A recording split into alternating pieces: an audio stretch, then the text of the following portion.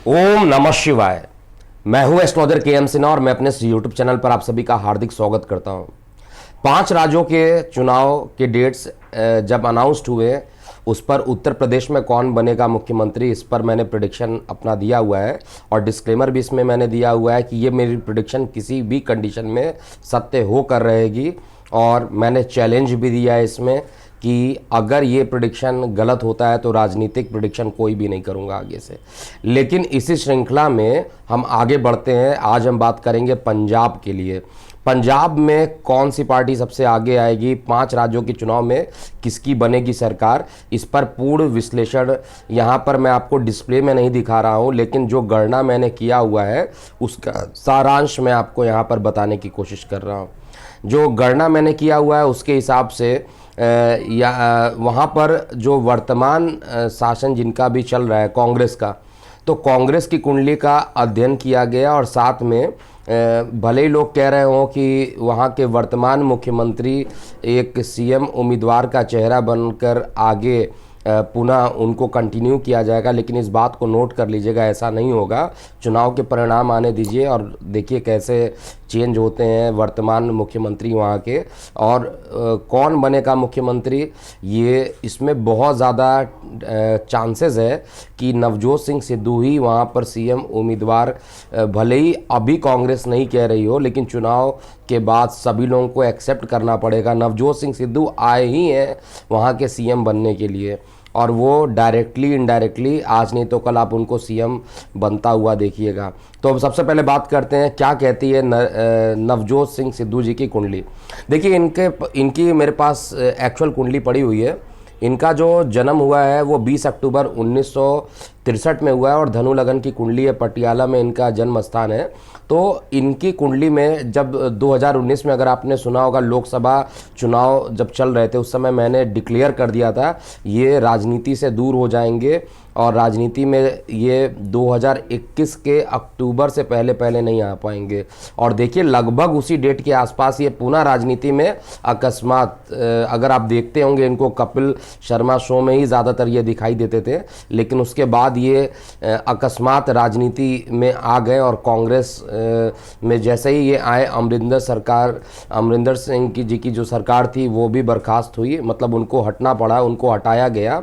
और ये भी मैंने प्रेडिक्शन किया था कि जैसे ही नवजोत सिंह सिद्धू आएंगे सबसे पहला काम ये यही करेंगे। और मुझे आश्चर्य नहीं होगा कि अगर अमरिंदर सिंह जी को अपनी सीट गंवानी पड़ जाए।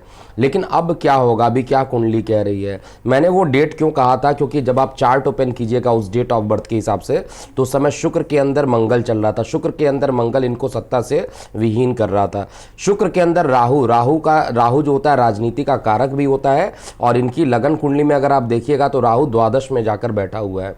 द्वादश का राहु भी बहुत अच्छा परिणाम देता है। और शुक्र के अंदर राहु, शुक्र ऐशो आराम देना, और राहु जो होता है वो सत्ता का लाभ देने के लिए कारक माना जाता है। तो सत्ता का लाभ इनको मिलता हुआ मुझे दिखाई दे रहा है। लेकिन जो मैंने कैलकुलेशन किया है वहाँ पर भारतीय जनता पार्टी की सरकार नहीं बन पाएगी।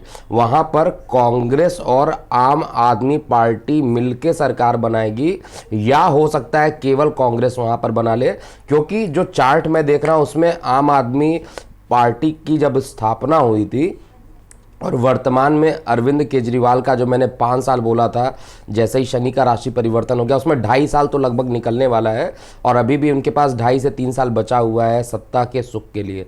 तो 2.5 से 3 साल का जो समय रहेगा वो उनमें बहुत ज़्यादा चांसेस है कि कम से कम पंजाब वाले इलाके में तो उनकी पार्टी एक अच्छा काम करेगी।